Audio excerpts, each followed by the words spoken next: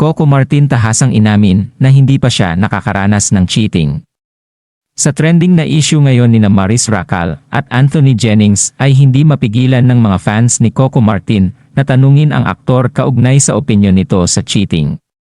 Ayon sa aktor ay nalulungkot siya kapag nakakarinig ng mga kwentong lalaking nagtataksil sa kanilang mga girlfriend or asawa. Sa opisyal na panayam sa kanya, ay inaming nitong hindi siya nakaranas ng cheating problems sa pagitan nila ng kanyang asawang si Julia Montes. Pahayag pa nito ay hindi madali ang kanilang trabaho lalong-lalo na kapag mayroong mga babae na lumalapit din sa kanya. Pati na rin ang pagiging intimate sa mga eksena dahil kailangan sa trabaho. Ngunit isa lang ang masasabi ni Coco kundi mahal na mahal niya si Julia Montes. Lahat ng kanyang ginagawa ay para sa kanilang pamilya at hindi niya sasayangin ang isang panandalian ligaya para sa kanyang pamilya. Dagdag pa nito, sobrang mahal ko si Julia to the point na kahit wala siya or hindi siya nakatingin ay lagi kong tinatatak sa isip ko na siya ang babaeng ibinigay ng Diyos sa akin.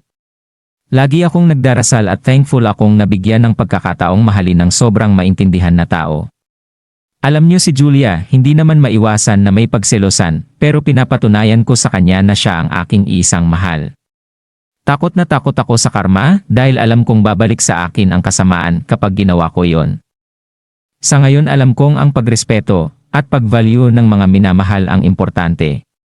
Siyempre si Julia ay may malaking tiwala din sa akin, kaya hindi ko iyon bibigyan at sisirain.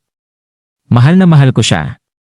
Samantala, natuwa naman ang mga fans ni Coco at Julia sa nasambit na pahayag ng aktor dahil panatag silang nasa mabuting kalagayan ang aktres. Sa ngayon ay hindi di umano sila nagpapadala sa mga temptasyon at malinis ang hangarin nila para sa isa't isa. Anong masasabi niyo sa balitang ito? Magkomento sa ibaba at huwag kalimutang mag-subscribe for more videos.